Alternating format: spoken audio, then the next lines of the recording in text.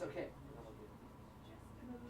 No, you look pretty. You're tuning in to the online broadcast network, AFTERBUZZ TV. Over 20 million weekly downloads in over 150 countries, and your number one source for after-show entertainment.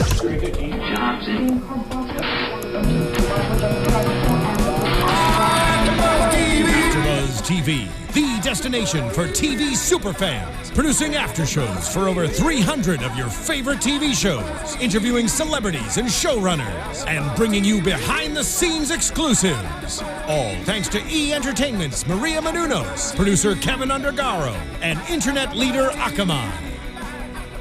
Now, let the buzz begin! Oh yeah, bring us in. Feel it. Feel it. Hey there, SVU fans, and welcome to another after show for Law & Order SVU. Tonight we're talking Season 16, Episode 23, called Surrending Noah, a.k.a. SVU Finale. I'm Lauren Salaun. I'll be your host today, and I am joined by the lovely Joe Doyle tonight. Joe, how's it going? Oh, it's going great. Are you kidding? Thank you for having me on the finale. I'm so glad you could do this. I'm bummed Yell's not here, but I think we're going to have a blast. Oh, we're going to have a great time because I love this show. A little background, just so everybody knows that I'm vetted. Yeah, back it up. When I'm home, anytime I'm visiting at home, and I used to, live with my parents way back when before I moved out to L.A., me and my mom would just sit in the evening time and just watch marathons. Late at night, we should be like, shouldn't we probably turn in right now? And we're like, one more episode. My mom would be too scared of SVU. She's very sensitive with movies and TV. But I, high school and stuff, oh my gosh, loved it. SVU marathon on the weekend, I'm there. It's my jam. I realize now that I'm probably not going to have too many female suitors after saying that I used to stay up late at night with my mom. No, you have a great relationship with your mother. That is fine. Yes, but no, that's okay because I'm just excited to be here with you. Thank you for having me. Thank you for coming along. And an intense episode. Right? Really intense. Yeah. Before we get into it all, Joe, where can everyone find you on Twitter? Oh, yeah. You can find me on Twitter at Jojo Doyle. Also on Instagram and Facebook. It's all the same. Awesome. And you guys can find me on Twitter and all other social media at Lauren Salaun. And before we dive into the episode, want to make sure you guys are subscribed to us on YouTube, youtube.com/AfterBuzzTV. You can also get all of our after shows on iTunes and SoundCloud as well. On iTunes, make sure you guys give us a 5-star rating and leave us a review. If you like the show. If you don't like it, just give us 4 stars. Yeah. And let us know how we could do better. Give this show 5 stars and then go to one of my other shows and give it 4 stars. Yeah. We want to keep this show at 5 stars. And we will read the reviews on air when you leave them. We didn't get a new one this past week, but if you leave us a review, we will read it on air and give you a little shout out. So before we dive into the episode, I want to give a little disclaimer out there. Obviously, SVU deals with some very serious stuff, and we recognize that these are really serious, real issues that go on. They may not, necessarily be true stories in the exact episodes, but they are derived from real events, and these types of things really do happen in the real world. So we may make jokes from time to time, but just want to make sure that you guys out there know we don't take these any less seriously because we're joking about them, but sometimes you do that. Yeah, there's definitely a lot of weight and gravity to these things, so, we want to do justice, but at the same time, you can chat about an interesting episode. Right. Yeah. And want to give you guys a few hotline numbers just in case you or somebody you know might be going through some tough stuff. So obviously this episode tonight dealt with a lot of human trafficking issues. And so we've got the National Human Trafficking Resource Center hotline. It's 1-888-373-7888. Again, that's 1-888-373-7888.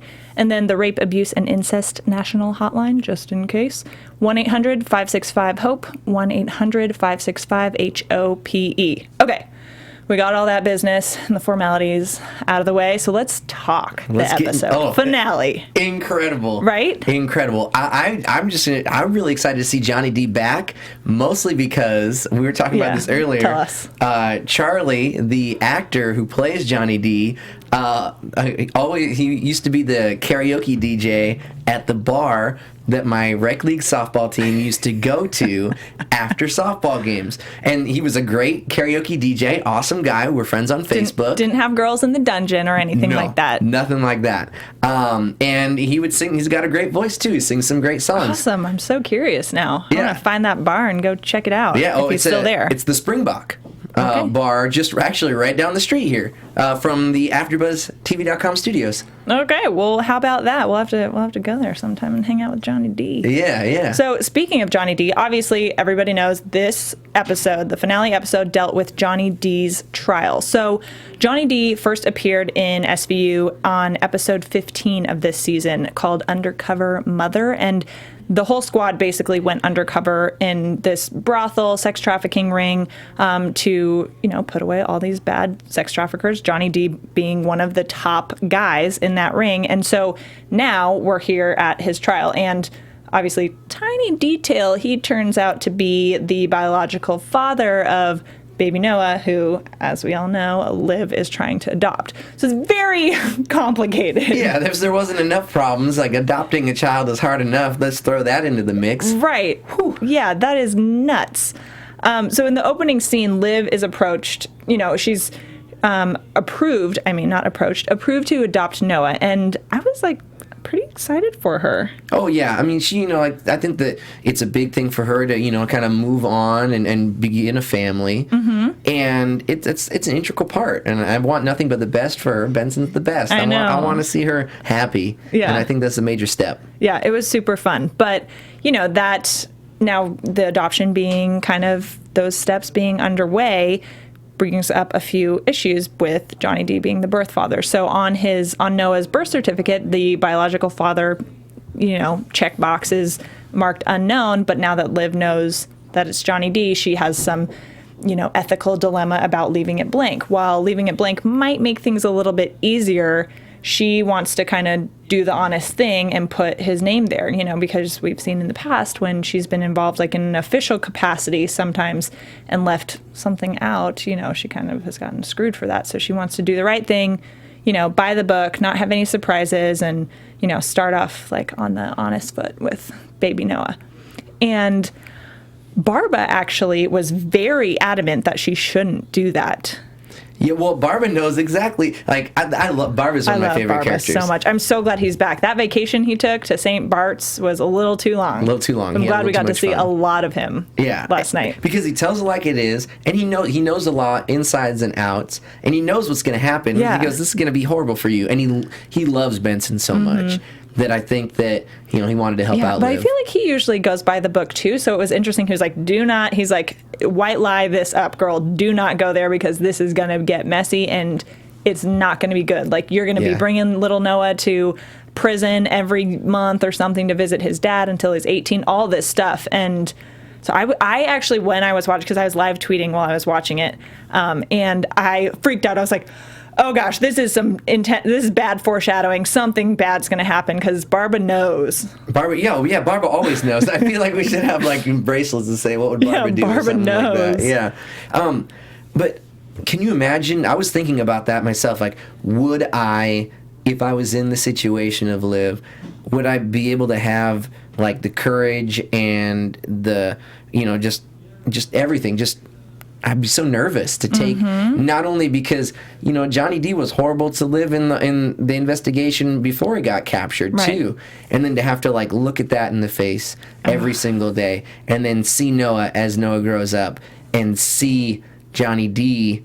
Yeah, I mean, I think what you would want to do is to, withhold that information so that he's not in Noah's life. Because Barbara said, family court and criminal court, like they're separate, they're not communicating, so don't do it. They're not going to figure out what's going on, so just play it safe and don't list his name. But she was like, it feels icky. I want to have everything be by the book and be honest about the situation. Yeah, so props to Liv for having the guts to do that, because I looked at myself and I hate to say it, but I don't know if I could. I don't know. Yeah. So early in the episode, too, Amaro approaches Liv about taking the sergeant exam. He says like he'd want to take over if she moves up to lieutenant, and she thinks it's a good idea. She was a little surprised, I think, and she says, "Oh, well, I had to, offer it to Finn first because of seniority, but I think you'd be great. Good for you. Awesome." And he obviously doesn't really have a spotless history. Like, he's gotten into quite a bit of trouble over the last, So Yell and I were talking about this last week, and we're like, yeah, right. Like, he wouldn't get promoted. I just didn't see him in that kind of authority type figure. I feel like he still has a little growing to do. And when Liv meets with Tucker, he's basically like, no way. Like, I don't care if he passes the exam. Like, no one's going to approve that because he's like damaged goods, I think. Yeah, was what he did say damaged goods. Yeah. Yeah. So I felt kind of bad. Do you think he like had a shot at it at all before Tucker said that? I would like to think so. I was thinking about it because I feel like after every season now at this point in Law and Order SVU, you're expecting someone to bounce out of the seasons, and now who would take over if that went down. And I actually thought that Nick would have been a good choice. He's definitely rough around the edges. He's had a lot of issues with getting in sticky situations, but he was exonerated for all of those things. But at the same time, if I get in trouble at work too, like I might not go on the permanent record, but they know. They know exactly. They remember it. I thought he had a shot. I mean, I was shocked, but I completely understand him not having a shot. I mean, and it could have been the thing where that sort of thing puts him up to the next level and makes him really like buckle down and get serious and do things more by the book and less kind of like a loose cannon. Yeah, because I feel like Benson, also had some loose cannon moments. Oh, yeah. She beat the crap out of that one guy when she chained him up. William, what was his? I forget what his last name was, but yeah. Oh, she beat him. Pablo Schreiber. Yeah, the actor. So bad. Oof. Like, and so that was nuts. Yeah, Benson's not got a clear. She doesn't have a clear conscience. In that anyways. Situation. Oh no! I'm justified. I would justified. Justified. There's no way that I would have, if I was Benson, would have walked out of there. In fact, I think that she had a lot of self-control. Exactly. Holding back that final blow. Yeah. Right. So Benson's not a clean record. So I thought maybe Nick had a shot. Yeah. Exactly. So what about? So Yell thinks that Tucker and Liv have some underlying potential. How do you feel about that? Because I didn't think that at all, because he's always such a jerk, I feel like, most of the time. But the last couple of times we've seen him, they have like pleasant exchanges, and they're at the bar there and chit-chatting, and it's about Amaro, and that's not like a happy conversation because he's like, no way, but it was like chit chat. What do you think? You think there's some future romance there? I mean, I'm gonna now that she's a mom. I'm gonna go out on a limb and say no. but this is. I don't really feel it. But as I was watching, I was like, oh, well, maybe. Let me explain why I say no so adamantly. I think that he loves her. Okay. But not as like. But I see that you're a good, you're a good cop, you're a good sergeant. You want the best. I want the best for you because you're a good person behind all the work stuff. I have to act kind of like a jerk in these situations, but when it comes down to it, meat potatoes, I want to see you succeed. And I think that that's where kind of more mentorship rather than I can completely love see interest. that love interest, but. I side note, don't really want that to happen, and I just think that it's more of a mentor-mentee. Yeah. Like I'm gonna be really hard on you, but it's only to see you succeed. Right. I see. Yeah. My gut says that it's not gonna happen, but anytime they're like in the same room together, I'm like, what? Did he look at her? What happened? Did he brush touch her her? hand? Did he get her a drink? All that stuff. So anyway, back to the case. Johnny D's lawyer, who is so slimy, he files a motion to dismiss the charges, all the charges. There are like 20 charges against him, against Johnny D, saying that the department is only going after him so that he will be eliminated as an option in Liv's adoption hearing. Which Shady. Is baloney. I was so pissed, but I mean, hey, if you're a defense attorney, you do whatever it takes to kind of throw some reasonable doubt or get things thrown out of there. But and that's what killed me, because it's like, and they even mentioned it in the episode, he was apprehended with like a shard of glass to a captor's / hostage's neck. Yeah, nice guy, huh? Super nice guy.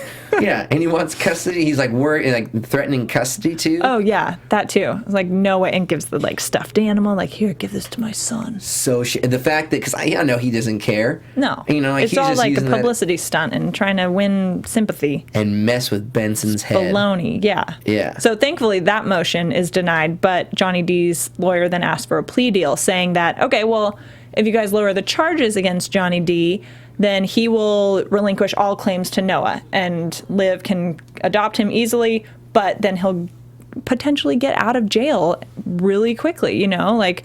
So Liv says, no way. Again, she's very this episode by the book, doing things right. And Barbara, again, is like, even if he's a convicted felon, he can still sue for parental rights. And that's when he says, he could force you to come visit him in prison and stuff. And so Barbara is very, I loved seeing, I was excited in general for Barbara to be back, but I was really excited to see how protective he was over Liv. Yeah, this was a moment. Barbara's always by the book, but you saw him lose a little bit. Yeah. And then let his emotions take hold. And how exciting, because he feel like he's the junkyard dog. I know, he's getting scrappy up in there. Yeah, but sometimes it can trip you up. You know? So the whole squad, pretty much the entire team is involved in this episode, which I would expect them to be since it's a finale episode. And so they're assigned to look after the witnesses, essentially, and that includes the pimp, Timur, and pimp lady, Selena, and then also a number of the girls who had been, the sex slaves and stuff like that. And so Timur ends up being cool with testifying, and Selena is not open to it all. She's nervous about her son, thinks threats are going to happen, all that stuff. And then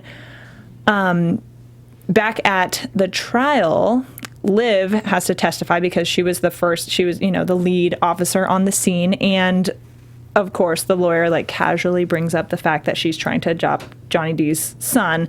The press goes wild and stuff. And then we flash back to Selena and Timur in the van. So they're being transported. When they put them in that van initially, I had a really bad feeling about it because I was like, oh gosh, they're sitting them right next to each other. And I know they're both kind of on the same side, apparently, or they're saying they are, but something bad is going to happen right now. Well, I knew something was going to go down. I didn't know it was going to be that. What happens? Because we haven't revealed yet on the AfterBuzz show. But when Finn was when Timur called him bro, he's like, oh, he's brother, playing you, and then Ice-T did his little lean back kind of thing. I'm like, stuff's about to go down, and I didn't think that you were able to transport male and female, the mixed gender in one transport. I don't know the rules, but I would think that you wouldn't. Come on, don't you check them before you put them in a car together, do a little pat down, make sure there aren't any shanks hiding in shoes and stuff like that. I just felt put them on the opposite sides of each other. Right, but did they clarify whether or not any of the cops were involved? They did. Okay.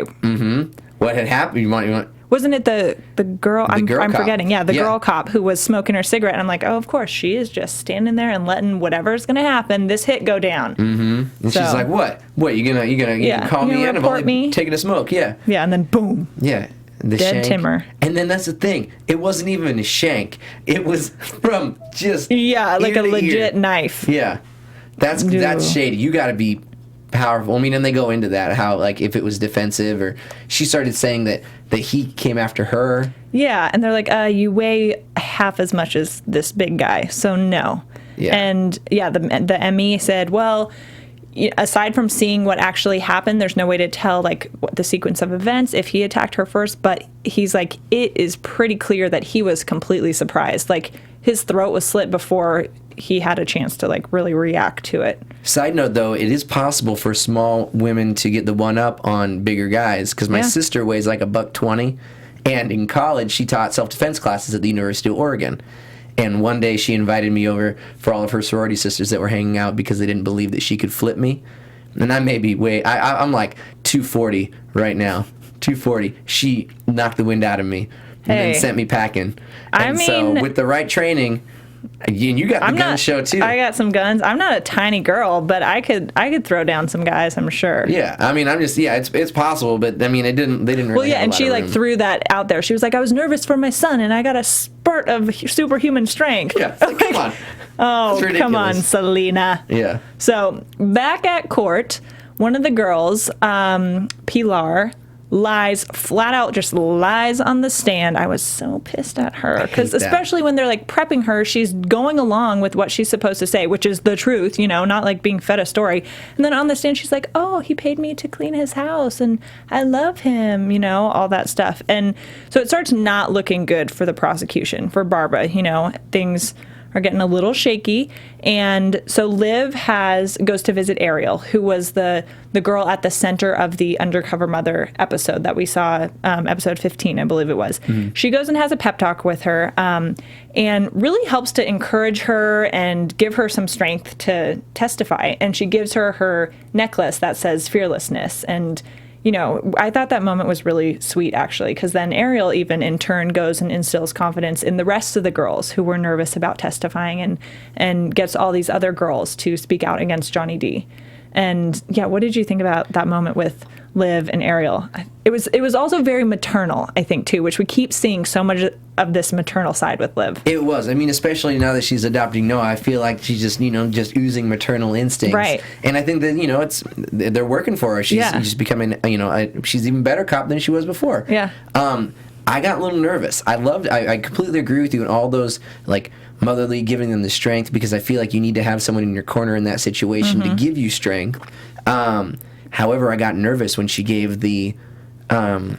It was going to be like a bribe or cross the line or something. Exactly. Because in court the lawyer's like, oh, did Sergeant Benson tell you had to testify or something? I was like, no, what's going to happen? And Benson's like, go ahead, darling. It's all right. Like, it's okay. Yeah, like, and she says she asked me to, but I wanted to, sort of thing. And then like all the other little hoochies in the audience are like, "You liar! Why you lying?" Like, get them out of here. And then the one when the judge is like, too. Relax, like control them. If it happens again, you're out of here. And that one little girl, Pilar, who already lied on the stand, she's like, "Don't you tell me to shut up! You shut up!"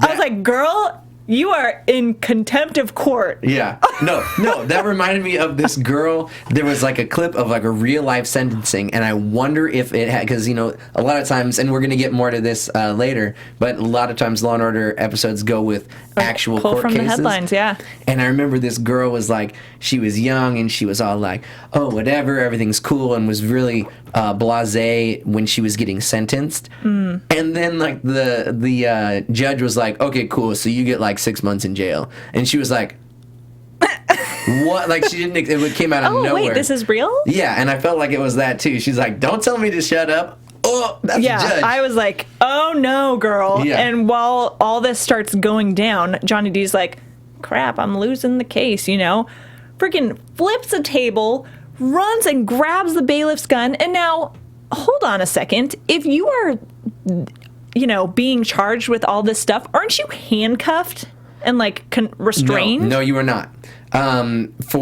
Because if you're handcuffed, because he hadn't been convicted yet. Well, if you're handcuffed and the jury sees that person handcuffed, oh right, it's like, then it could be like, puts it in their head that he's a criminal already. Okay, exactly, that makes sense. So I think that's. I mean, I don't know for certain, but I believe that they can't do that because of that. And probably because he hadn't yet been convicted of these crimes, he'd just been charged with them. So right. If he had been coming out of jail to appeal or something, maybe he'd be in them because he'd be already convicted. But right. Okay, that makes sense. But yeah, grabs a bailiff's gun, shoots a bunch of people, grabs some people hostage. Like, it got crazy. And Yell and I were joking last week about how, the promos were so dramatic, and they're like, somebody won't make it out alive. And we're like, oh, it's probably like the girl that types like the notes. The stenographer? Yeah, exactly.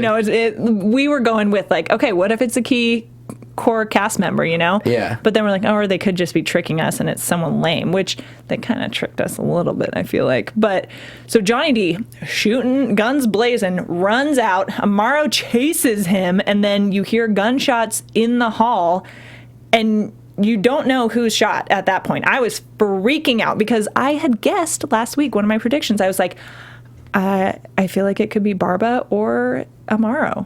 And I was like, no, it's Amaro. Don't go out there. Yeah, when he just, and it was so perfect. It was, I just got chills. I just got chills about what I'm going to say. I know. So when after all those things where he had no chance of moving up, Yeah, and he's like, kamikaze! yeah, didn't even say anything, just guns blazing. Yeah. And when that door closed, I thought, Well, game yeah, because over. on the one hand, I'm like, okay, so he's been thinking about how he's not going to get promoted and he's like feeling down. So maybe he's feeling reckless and like willing to risk his life and be all cowboyish. And I was like, don't do it. Oh, I thought it was done because I read a tweet too. I didn't see any of the previews, but I read a tweet from the Hollywood Reporter saying someone's not going to make it. And then I closed my Twitter really quick. I'm like, I don't want to know. I want to be surprised. Yeah. And I thought it was him. I thought it was Dunzo. Thankfully, the one who doesn't make it out alive is Johnny D. And, Back to the karaoke job. No. And I think so. No, I love him. And I think someone else, but they weren't important. So Oh, no, it was the bailiff. the bailiff. Yeah. The judge got shot and then another person got shot. Yeah. So several people got in that crossfire, and Amaro gets shot in the knee and the liver, but they string that out a little bit and don't tell you he's okay until like for a few minutes. You know, they're like, oh, he's in the hospital, he's going into surgery, and we don't know, sort of thing. But thankfully, just a couple bullet holes. No bigs. Yeah, no bigs. So with Johnny D dead, I mean, now we don't have to have a custody hearing issue. Yeah. Way to go, Amaro, saving the day. Unless, what if Johnny D's parents get into the mix? Oh. I just thought about that. I don't know. That's not my prediction. Because I think legally that's could happen. I feel like that's been a subject of a previous Law & Order SVU. Yeah, I think so too. I can't think about it off the top of my head, but I think that does happen in real life because those are the next of kin. But as we saw at the end of the episode, the adoption goes through and Liv gets to adopt baby Noah. So we'll be seeing obviously more baby Noah. I know Yell is really excited about that. Yell really doesn't like baby Noah. He's a brilliant actor. I don't know. I think it's so crazy to see, because I was doing a little research before the finale, and crazy to see how tiny he was. He looks, and how big he is now. He's so cute. So the squad ends up having an adoption party at Liv's, and at this party, Amaro drops some big news that he's decided to move to he's going to retire and move to California to be closer to his family. So like on the one hand, I was like, I could see him being the one that dies and doesn't make it out alive, and then we wouldn't have him next season. But now we're not going to have him next season anyway. Though he could come back for some guest appearances, help with cases. Maybe they have a case in California or some ties to California. Who knows? Yeah, because I remember Amanda was, went on like a little extended leave, and she was like in another case, out and about. And so I wonder if Barba just had his break. I wonder if this is how they give you, like everybody like, oh yeah, you get a little 6 months go on vacation for a little while. Yeah. Yeah, so I was really surprised but then again, that's too much to talk about as far as at the end of the episode. I mean, like, he definitely, caused, I think that he's kind of the cause of that bailiff getting shot in the temple. Because he went out, he stopped it, he killed him, but that's not proper, tactics as far as dealing with a hostage situation. Well, who knows? Right. I'm just thankfully that they didn't go into that because I like Amaro and I want Nick to. He didn't need another ding on his record. Yeah, and I want him to be a good father, and I want the best for him because he's one of my favorite characters.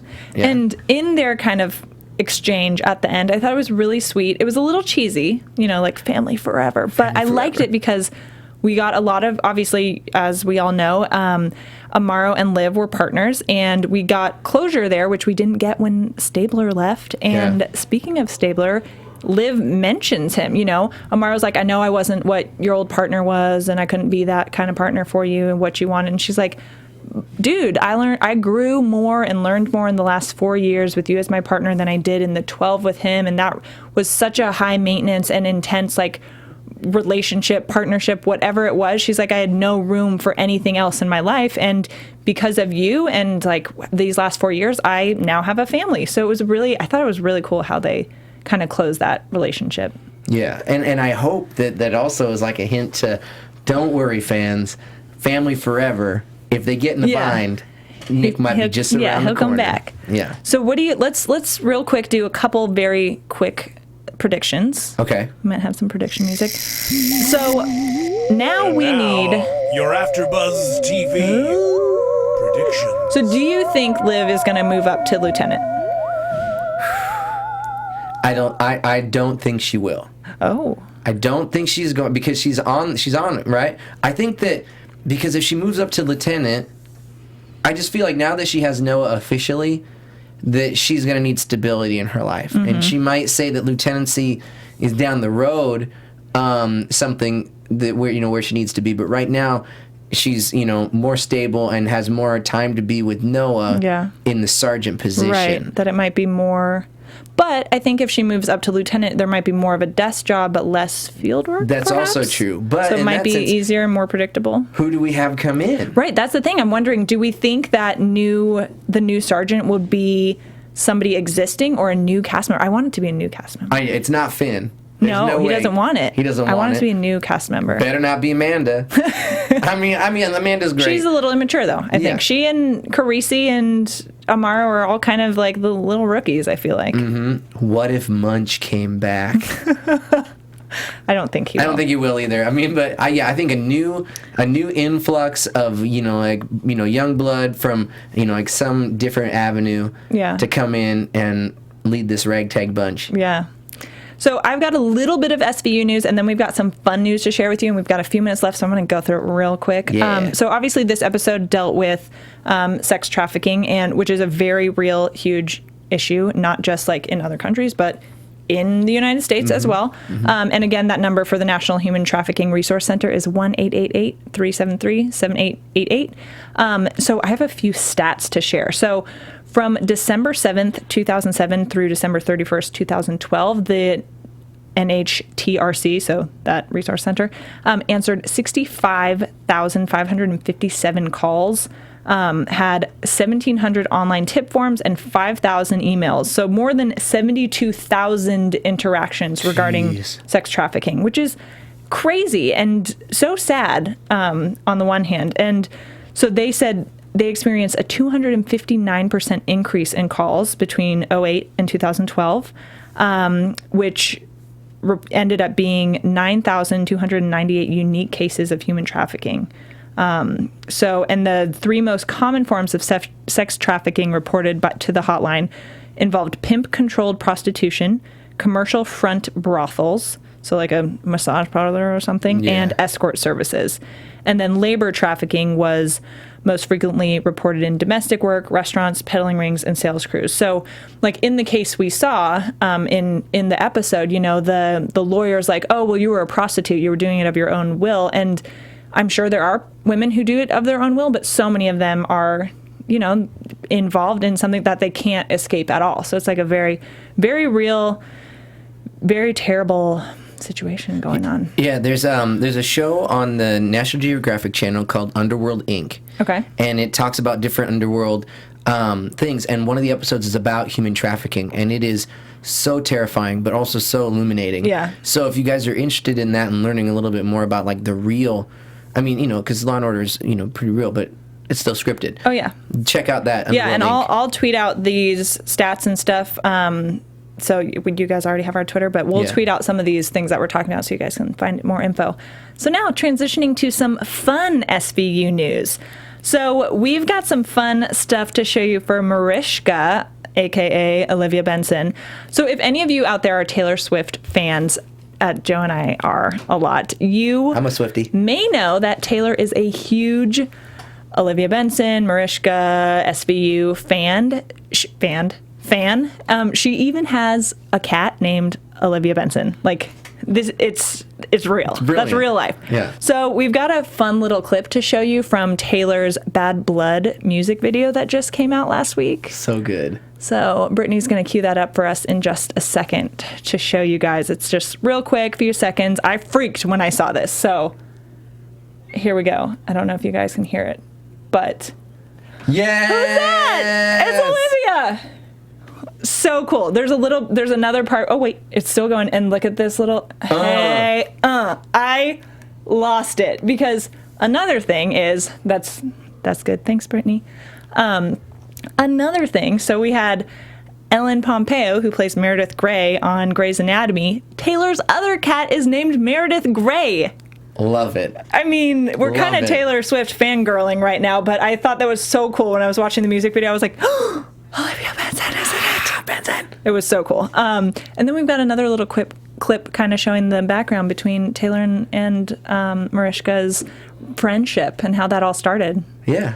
We'll show that one to you, too. We'll get it ready. Oh, yep. What are you Oh, talking This is about? a big deal.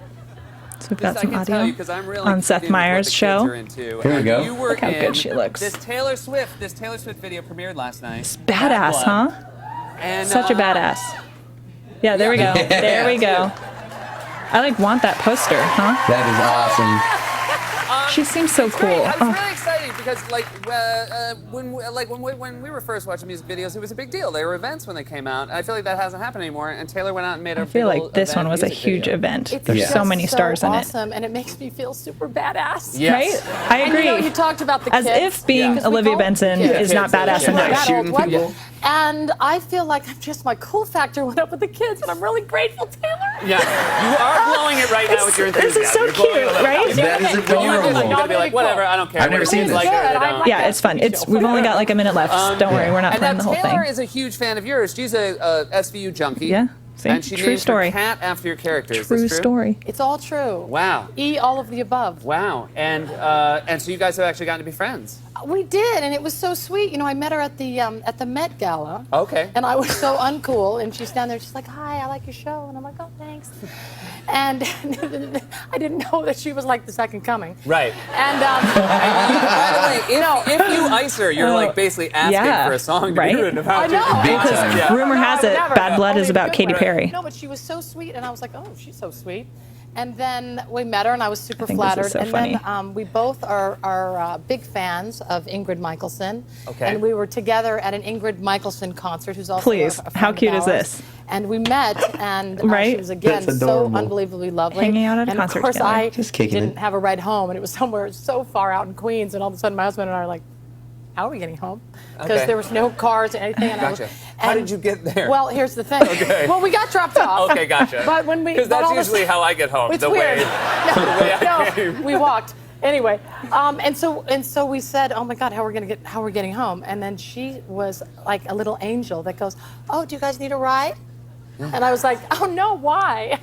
And then she drove us home, and that was the end of it. Yeah, And, okay. So then I got the text. It's "Oh, you wanna like- be in my video, and She I was like, is- "Let me check my calendar." this makes me so jealous and so excited because I love both of them. And I love when cool people that you wouldn't think end up working together or would work together, like they do this sort of collab. It's just so awesome. So I freaked when I saw Mariska in the video. I was kinda- so excited. I'm not gonna lie, I'm freaking a little bit now. I've never seen an interview with Mariska Hargitay.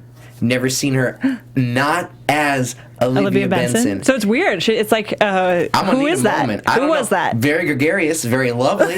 It was awesome, but I'm gonna need some time to Right? process it. Yeah. I So will. anyhow, I think that wraps it up. This was a lot of fun. Thank you guys out there for watching and tuning in with us. I know we had a short-lived SVU after show, but we will be catching up when Yale gets back with some of the episodes that we missed. And hope you guys enjoyed the season. And thanks for tuning in with us. As usual, subscribe to us on YouTube, AfterBuzz, or blah blah blah blah, YouTube.com/AfterBuzz TV, and check us out on iTunes and SoundCloud. Give us a 5-star rating. Joe, where can everyone find you online, and what after shows are you doing so people can catch up with you and stick with you? Well, before I get into that, thanks again for having me. I really of appreciate course. it. This is one of my favorite shows of all time. Yes.